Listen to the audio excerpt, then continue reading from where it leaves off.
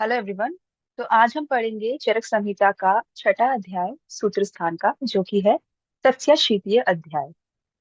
ये जो है हमारा जो दूसरा चतुष्क है, जो कि स्वस्थ चतुष्क है, वो चल रहा है। तो स्वस्थ चतुष्क का दूसरा अध्याय है हमारा अध्याय 6। ठीक है।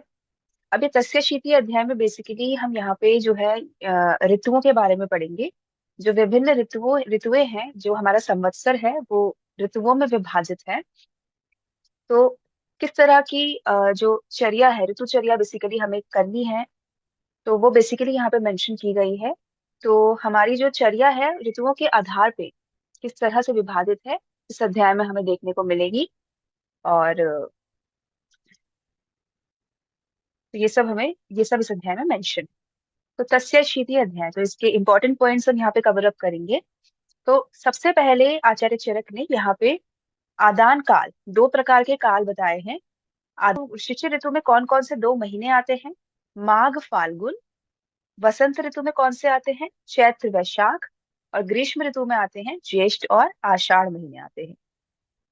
अः आचार्य सुश्रुत ने शिशिर ऋतु को तप तपस्य कहा है, वसंत ऋतु को मधुमाधव कहा है, और ग्रीष्म ऋतु को शुचि शुक्र कहा है। ठीक है। फिर उसके बाद हम आते हैं विसर्ग काल में। फिर विसर्ग काल में भी तीन ऋतुएं हैं। कौन कौन सी? वर्षा, शरद और हेमंत ऋतु। विसर्ग काल को सौम्य काल भी कहते हैं, और इसमें सूर्य क्या है, दक्षिणायन दिशा की तरफ जाता है, इसलिए इसे विसर्ग काल कहा जाता है। जो वर्षा ऋतु है उसमें दो महीने आते हैं। कौन कौन से? श्रावण और भाद्रपद। शरद ऋतु में अश्विन और कार्तिक महीने आते हैं। और हेमंत ऋतु में दो महीने आते हैं, मार्गशीर्ष और पौष। ठीक है। और आचार्य सुश्रुत के अकॉर्डिंग वर्षा ऋतु को कहा जाता है नव नवस्य। शरद ऋतु को कहा जाता है ईश ऊर्ज। और हेमंत ऋतु को कहा जाता है सह सहस। तो इस प्रकार से हमारी जो ऋतुएं हैं, इस प्रकार से विभाजित है। हमारे जो महीने हैं, दो दो महीनों की एक ऋतु यहाँ पे बताई गई है। अब रुक्षता का क्रम अगर हम देखा जाए अगर, तो छह प्रकार की ऋतुएं हमारे शिशिर, वसंत, ग्रीष्म, वर्षा, शरद, हेमंत। तो शिशिर ऋतु में जो रुक्षता कैसी होती है, बॉडी क्या होती है, रुक्ष होती है। वसंत ऋतु में रुक्षतर होती है। ग्रीष्म ऋतु में रुक्षतम होती है। तो बेसिकली ग्रीष्म ऋतु में सबसे ज्यादा रुक्षतम बॉडी होती है। ठीक है। फिर उसके बाद वर्षा ऋतु में कैसी बॉडी होती है? स्निग्ध होती है। शरद ऋतु में स्निग्धतर होती है। और हेमंत ऋतु में स्निग्धतम बॉडी होती है। बल की अगर हम बात करें तो शिशिर ऋतु में बल होता है उत्तम, वसंत ऋतु में मध्यम, और ग्रीष्म ऋतु में अल्प बल होता है। वहीं फिर वर्षा ऋतु आती है तो बल अल्प रहता है। शरद ऋतु में मध्यम बल हो जाता है, और हेमंत ऋतु में उत्तम बल हो जाता है। तो बेसिकली शिशिर और हेमंत ऋतु जो पेरिफेरी की ऋतुएं हैं, उसमें बल उत्तम रहेगा। जो मिड में जो ऋतुएं आ रही है, दोनों दोनों उत्तरायण और दक्षिणायन काल में, उसमें मध्यम बल है। और जो लास्ट और जो क्या नाम कहा, ग्रीष्म ऋतु है, यानी कि उत्तरायण की सबसे आखिरी ऋतु और दक्षिणायन की सबसे पहली ऋतु, ये दोनों ऋतुओं में शरीर का बल होता है अल्प। अब हम बात करें अगर रसोत्पत्ति की, तो शिशिर ऋतु में तिक्त रस की उत्पत्ति होती है। वसंत ऋतु में कषाय रस की उत्पत्ति होती है। और ग्रीष्म ऋतु में कटु रस की उत्पत्ति होती है। तो कषाय कटु, तिक्त कषाय कटु। फिर वर्षा ऋतु में आती है अम्ल रस की उत्पत्ति। शरद ऋतु में लवण रस की उत्पत्ति। और हेमंत ऋतु में मधुर रस की उत्पत्ति देखी जाती है। तो अम्ल, लवण, मधुर। तो क्रम इस तरह से है रस उत्पत्ति का: तिक्त कषाय कटु, अम्ल, लवण, मधुर। फिर उसके बाद अ, फिर उसके बाद हम आते हैं, अब विसर्ग काल कैसा होता है। विसर्ग काल के बारे में बताया गया है: न अति रूक्षा, सोमश्च अव्यहत बलः, विसर्ग सौम्य। तो विसर्ग काल क्या होता है? न अति रुक्ष, यानी कि अति रुक्ष काल नहीं है ये। सोमश्च अव्यहत बलः, इसमें क्या होता है, सौम्य, ये सौम्य ऋतु कही जाती है। और मनुष्य का बल क्या होता है? अव्यहत बल, यानी कि मनुष्य में बल का ह्रास नहीं होता है। विसर्ग है सौम्य। तो ये ऋतु, विसर्ग काल में ऋतुएं कैसी होती है? सौम्य ऋतुएं होती है। विसर्ग काल कैसा होता है? सौम्य काल कहलाया जाता है। फिर आदान काल के बारे में क्या बोल रखा है? पुनर्आग्नेयम। तो आदान काल में पुनर्आग्नेय होता है, क्योंकि सूर्य जो होता है वो उत्तरायण दिशा की तरफ होता है। और सूर्य जो है वो शरीर का बल, सूर्य का बल जो है यहाँ पे ज्यादा होता है, इसलिए शरीर का बल जो है वो कम हो जाता है। तो आदाव अंते च दौर्बल्यम, तो यहाँ पे क्या बोल रखा है कि आदाव अंते यानी कि आदान काल के अंत में दौर्बल्यता आ जाती है, क्योंकि आदान काल बेसिकली दुर्बल बना रहा है शरीर को। ठीक है, तो आदाव अंते च दौर्बल्यम विसर्ग आदेयो नृणाम, और विसर्ग का आदि काल जो होता है उसमें भी शरीर में दुर्बलता होती है, यानी कि आदान के अंत में दुर्बलता होती है और विसर्ग के आदि में दुर्बलता होती है। मध्य मध्य बलम, और जो मध्य ऋतुएं होती हैं आदान काल की और विसर्ग काल की, जो मध्य ऋतु है उसमें मध्य बल होता है। तो वह अंत्य श्रेष्ठम, तो क्या नाम था, आदान काल के विसर्ग काल के जो अंत है उसमें श्रेष्ठ बल होता है। अग्रे च निर्देशित, और आदान काल के अ, अग्र में जो है उत्तम बल होता है। तो इस तरह से यहाँ पे मेंशन किया गया है कि ये श्लोक के अकॉर्डिंग। फिर उसके बाद आता है सूर्य। सूर्य क्या करता है, आदान काल करता बोला है, यानी कि सूर्य क्या करता है, आदान काल को करता है। चंद्रमा विसर्ग काल करता है, यहाँ पे बताया गया है विसर्ग काल को करने वाला कौन है, चंद्रमा। वायु के लिए बोल रखा है योग वाही, यानी कि वायु दोनों ही कालों में प्रेजेंट होती है। योग वाही जो मेंशन आया है, योग वाही परम वायु, योग वाही वर्ड जो है वायु के लिए मेंशन आया। ठीक है, फिर उसके बाद हम आते हैं, सबसे पहले आती है हमारी हेमंत ऋतुचर्या। तो हेमंत ऋतुचर्या आचार्य चरक द्वारा सबसे प्रथम मेंशन की गई है यहाँ पे। तो हेमंत ऋतुचर्या में जो इंपॉर्टेंट पॉइंट्स है वो क्या क्या है, शीते शीत अनिल संस्पर्श संरुद्धो बलिना बलि। तो अब क्या होता है कि शीत अनिल के संस्पर्श यानी कि बॉडी में शीतल वायु का जब संस्पर्श होता है तो इससे क्या होती है, बलिना बलि पक्ता भवती। तो जो पक्ता यानी कि शारीरिक अग्नि है, बेसिकली जाठराग्नि की बात यहाँ पे की जा रही है, तो वो कैसी हो जाती है, बली हो जाती है, यानी कि बलवान हो जाती है वो। तो शीतल अनिल ने जब बॉडी को संस्पर्श किया तो उससे जो बॉडी की जो जठराग्नि है वो बलवान हो जाती है। यहाँ पे इस तरह का टर्म मेंशन है हेमंत ऋतुचर्या में, हेमंते मात्रा द्रव्य गुरु श्रम। ठीक है, तो हेमंत में क्या होता है कि हेमंते मात्रा द्रव्य गुरु श्रम, ऐसा टर्म यहाँ पे मेंशन किया गया है। फिर रस क्षय जन्य वात का प्रकोप, तो रस क्षय जन्य वात का प्रकोप यहाँ पे मेंशन किया गया है। रसम हिनस्त्य यो वायु शीता शीते प्रकोप्यति। तो इससे क्या होता है बेसिकली कि शरीर में धातुओं का क्षय होता है, क्योंकि अग्नि जो है वो बहुत ज्यादा बलवान हो जाती है, तो वो धातुओं का क्षय कर देती है। और इससे क्या होता है कि वायु का प्रकोप हो जाता है। यहाँ पे वायु शीता शीते प्रकोप्यति ये टर्म किसके लिए आया है, हेमंत ऋतुचर्या में आया है। अब हमें किस तरह का आहार यहाँ पे लेना चाहिए हेमंत ऋतुचर्या में, स्निग्ध अम्ल लवण। तो बेसिकली यहाँ पे स्निग्ध अम्ल लवण बहुल्य आहार लेने की बात की गई है यहाँ पे। औदक अनूप मांसा नाम, कौन कौन से मांस लेने हैं, औदक और अनूप जो हैवी मांस है वो यहाँ पे लेने हैं। वसा यानी कि फैट, और तेल, तो ये सब जो हैवी हैवी चीजें हैं वो सब यहाँ पे लेनी है। भक्षेत मदिरा सीधु मधु च अनु पिबे नरः, तो मदिरा पान यहाँ पे कर सकते हैं हेमंत ऋतु में। और कौन कौन सी, सीधु का पान कर सकते हैं, और मधु यानी कि शहद भी यहाँ पे लिया जा सकता है इस ऋतु में। फिर अभ्यस्यतः तोयम उष्णम, किस चीज का अभ्यास करने के लिए यहाँ पे बताया गया है, उष्ण जल का, उष्ण जल का अभ्यास यहाँ पे मेंशन किया है। च आयु न हीयते, तो इस तरह से हेमंत ऋतुचर्या में क्या क्या आहार आपको लेना है ये मेंशन किया गया है। ठीक है, फिर उसके बाद आता है विहार। अब किस तरह का विहार आपको करना है, जेनताक आतपम। तो जेनताक कौन सा स्वेद यहाँ पे मेंशन है, स्पेसिफिकली जेनताक स्वेद का मेंशन यहाँ पे किया गया है। और आतप सेवन यानी कि धूप का सेवन यहाँ पे मेंशन किया गया है। उष्ण गृह में निवास करने का टर्म यहाँ पे आया है। और अगरू का लेपन, अगरू क्या होता है, एक उष्ण द्रव्य है, तो इस अगरू अगरू द्रव्य का लेपन बॉडी में करने का यहाँ पे मेंशन किया गया है।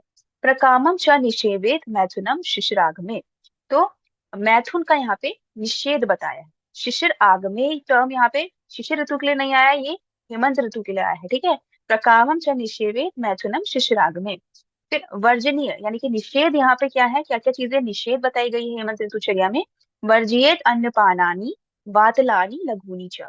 तो वातल वातल अन्नपान और लघु अन्नपान का सेवन नहीं करना है यहाँ पे, क्योंकि हमने आहार में क्या मैं देखा था कि हैवी चीजें हमें लेनी है यहाँ पे, क्योंकि जाठराग्नि का बल यहाँ पे प्रबल था। ठीक है, पक्ता बलिना बली पक्ता भवती यहाँ पे टर्म मेंशन आया है। तो वातलानी लघुनी आहार हमें नहीं लेना है। प्रवातम, प्रवात यानी कि वायु का सेवन नहीं करना है। तो बेसिकली वायु वायु और वातल आहार विहार इन सब का सेवन हमें नहीं करना है। प्रमित आहार भी नहीं करना है हमें, क्योंकि जाठराग्नि प्रबल है तो कम आहार हमें नहीं लेना है। और उद्मंत, उद्मंत का सेवन, उद्मंत क्या है बेसिकली यहाँ पे जो सत्तु है उसके लिए उद्मंत, सत्तु क्या होता है बेसिकली रुक्ष होता है, तो रुक्ष चीजें हमें वैसे ही नहीं लेनी है। तो उद्मंत का सेवन भी यहाँ पे स्पेसिफिकली हेमंत ऋतुचर्या में निषेध के लिए आया है, यानी कि नहीं लेना है। फिर उसके बाद तुषार समय किसके लिए, तुषार समय टर्म किसके लिए आया है, हेमंत ऋतु के लिए आया है। ये वेरी इंपॉर्टेंट पॉइंट है। ठीक है, तो हेमंत ऋतु के लिए तुषार समय टर्म आया है। फिर उसके बाद आता है शिशिर ऋतु। तो शिशिर ऋतु में हम आते हैं तो हेमंत शिशिरो तुल्य। तो शिशिर किसकी तरह है, हेमंत ऋतु की ही तरह है। शिशिर अल्पम विशेषणम। तो शिशिर ऋतु में क्या होता है कि थोड़ा सा अल्प होता है। जो हेमंत ऋतु में जो भी चीजें हैं वो शिशिर ऋतु में थोड़ी सी अल्प मात्रा में होती है। क्या चीज होती है, रौक्ष्यम आदानजम। तो रुक्षता थोड़ी सी अल्प होती है शिशिर ऋतु में। फिर शीतम मेघ मारुत वर्षजम।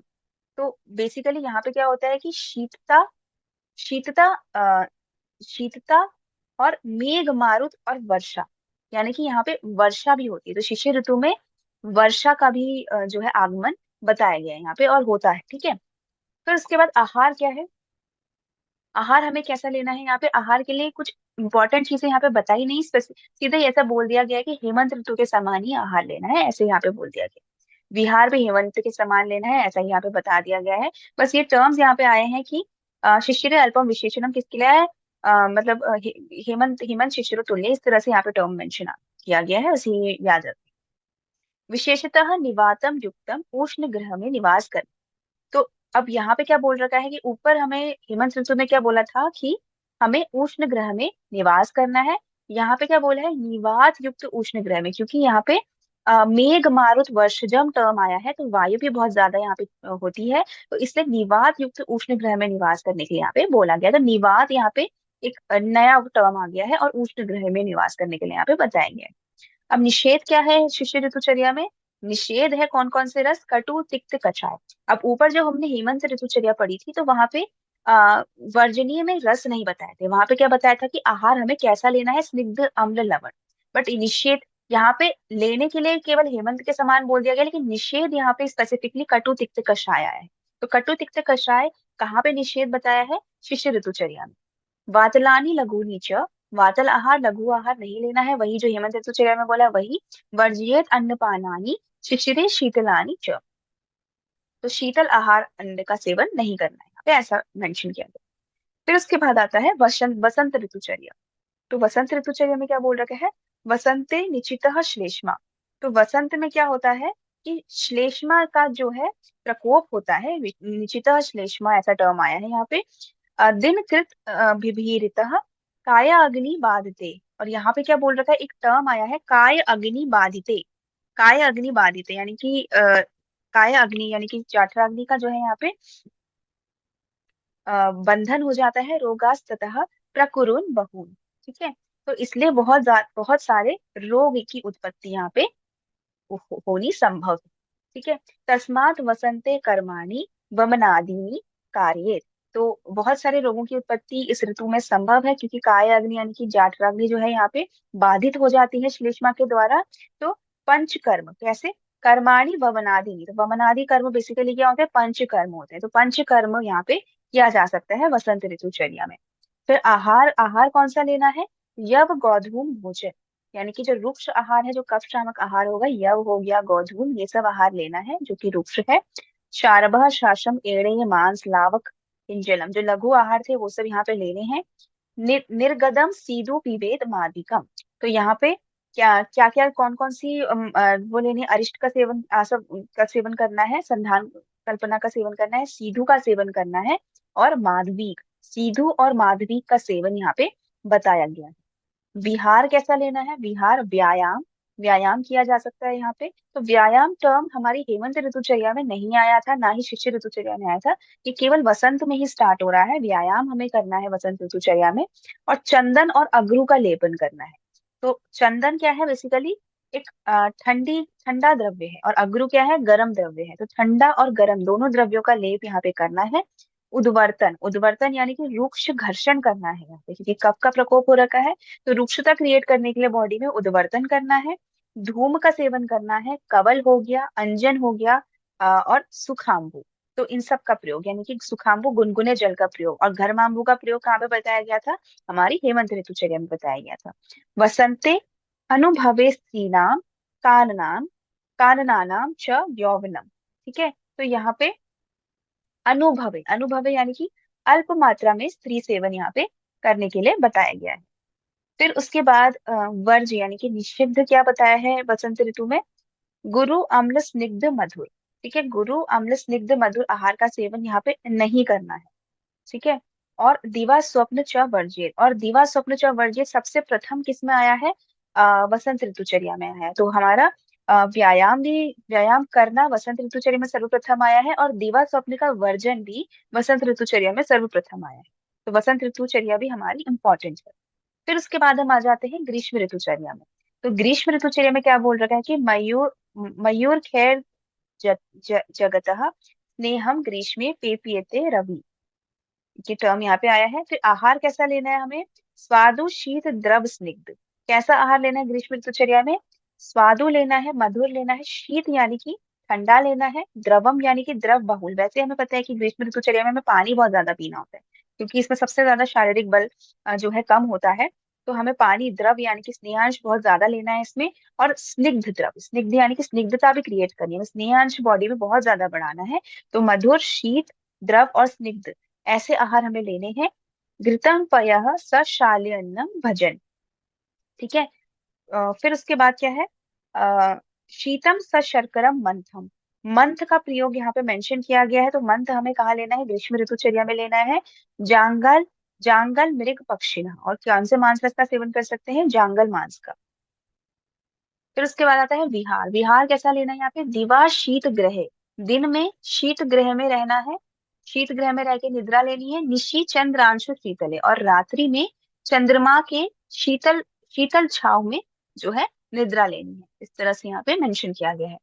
फिर मस्तक पर चंदन का लेपन करके प्रभात में शयन करना है, यानी कि चंदन का लेपन करके प्रभात में से, प्रभात में शयन। जबकि प्रभात वर्जित किस्म थी हेमंत ऋतुचर्या में, यहाँ पे बोल रहा है कि प्रभात में शयन करना है ये ग्रीष्म ऋतुचर्या में। ठीक है, अब वर्ज्य क्या है ग्रीष्म ऋतुचर्या में, मध्य अल्पम न व, मद्यपान बिल्कुल भी नहीं करना है, या बहुत ही अल्प मात्रा में। अगर आदि है कोई व्यक्ति मद्यपान का, तो उसको बहुत ही अल्प मात्रा में मद्यपान करना है। पेयम, पेयम अथवा सुबहु उदकम, और बहुत ज्यादा अगर पी भी रहे हो तो बहुत ज्यादा पानी डाल के अल्प मात्रा में मद्यपान करना है। लवण अम्ल कटुनी व्यायाम च अत्र वर्ज्य। तो लवण अम्ल और कटु आहार रस का सेवन नहीं करना है, व्यायाम च अत्र वर्ज्य, और व्यायाम भी नहीं करना है। फिर उसके बाद आता है वर्षा ऋतुचर्या। अब वर्षा ऋतुचर्या में क्या बोल रखा है कि आदान दुर्बले देहि। अब आदान काल में देह क्या होता है, दुर्बल हो जाता है। जैसे ग्रीष्म ऋतु में भी सबसे दुर्बल देह है, वैसे ही वर्षा ऋतु में भी दुर्बल देह है। लेकिन पर्टिकुलरली मेंशन किसमें किया गया है, आदान दुर्बल देह वर्षा ऋतुचर्या में मेंशन किया गया है।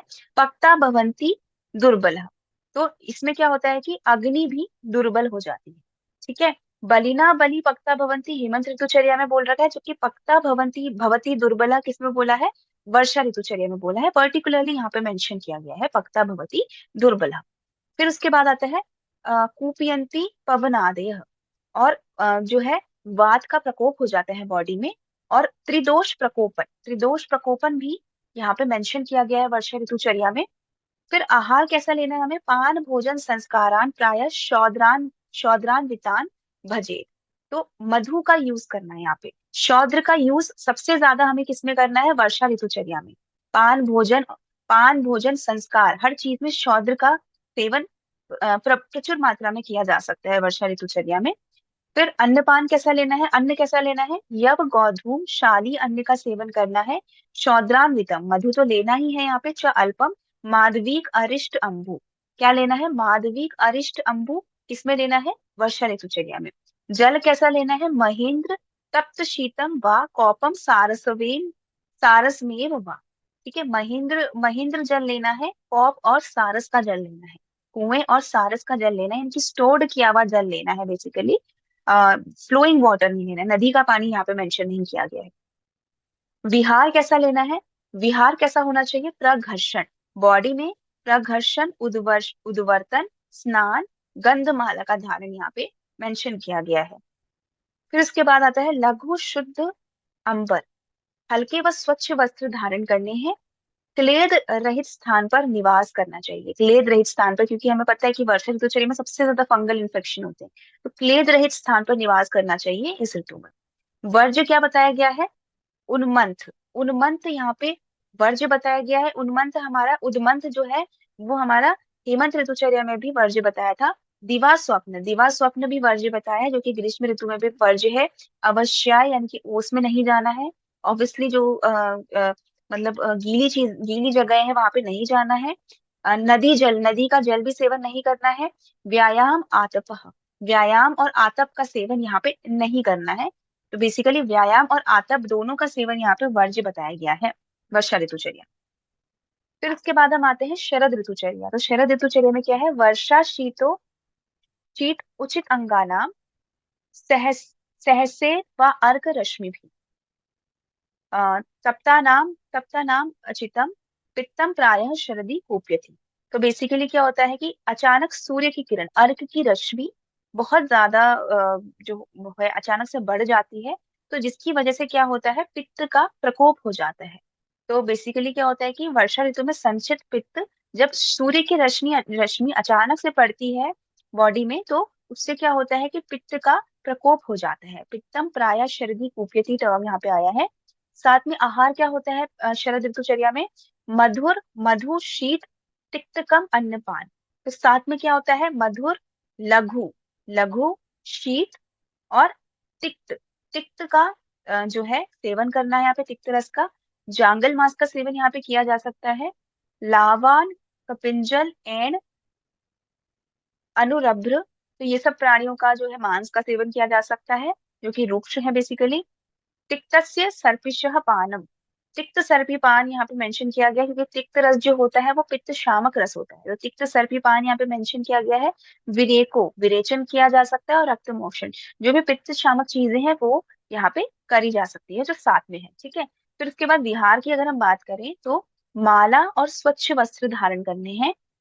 जैसे कि हमारे ग्रीष्म ऋतुचर्या में भी था और वर्षा ऋतुचर्या में भी था, तो उसी तरह से माला और स्वच्छ वस्त्र धारण करने हैं। शरत काले प्रशस्यते प्रदोषे च इंदु रश्मेः। अब इसमें वर्ज्य क्या है, वर्ज्य क्या क्या चीजें हैं, आतपस्य च वर्जनम, क्योंकि पित्त का प्रकोप हो रखा है तो आतप का सेवन नहीं करना है। वसा, वसा का सेवन नहीं करना है। तैल, अवश्याय, अवश्याय, औदक औदक अनु, ये सब मांस रस का भी सेवन नहीं करना है। क्षार का सेवन नहीं करना है, दही का सेवन नहीं करना है, भी पित्त प्रकोपक है। दीवा स्वप्न भी नहीं करना है यहाँ पे। प्राग वातम चा अत्र वर्जये, प्राग वात यानी कि पूर्वी दिशा की हवा, केवल पर्टिकुलरली कौन सी हवा बताई गई यहाँ पे, पूर्वी दिशा की हवा सेवन नहीं करनी है। जबकि प्रवात जो था वो हेमंत ऋतुचर्या में सेवन नहीं करना था, और प्रवात पर्टिकुलरली सेवन किसमें करना है, ग्रीष्म ऋतुचर्या में सेवन करना है, जो कि प्रागवात का सेवन निषिद्ध बताया गया है शरद ऋतुचर्या में। फिर अब शरद ऋतुचर्या में एक इंपॉर्टेंट चीज है हंसोदक। तो हंसोदक क्या होता है, दिवा सूर्य अंशु अंशु संतप्तम निशि चंद्रांशु शीतलम। तो दिन में क्या होता है, जल को सूर्य की रोशनी में तप्त करके और रात्रि में चंद्रमा की रोशनी में शीतल करके, कालीन पक्वम निर्दोषम निर्दोषम अगस्त्येन अगस्त्येन अविशीकृतम। तो अगस्त तारे से अगस्त तारे की जो मतलब रात्रि में जो अगस्त तारे के समीप जो ये जल रखा जाता है, मतलब अगस्त तारा का उदय होता है इसमें शरद ऋतुचर्या में ऐसा मेंशन किया गया है। तो इससे क्या होता है कि वो जल क्या होता है, निर्विषीकृत हो जाता है, कि उसमें से इसमें जो विष होता है वो बिल्कुल हट जाता है, उस जल से निर्विष हो जाता है वो। हंस उदक, हंस उदकम इति ख्यातम शारदम विमलम शुचि। तो इसको क्या बोला जाता है? हंस उदक कहा जाता है इसको, और ये विमल होता है और शुचि जल होता है। स्नान पान अवगाहेषु, यानी कि इस जल का प्रयोग किसमें किया जाता है? स्नान में भी किया जा सकता है, पान में भी, और अवगाह में किया जा सकता है। हितम अम्बु यथा अमृतम, ये अमृत के समान होता है।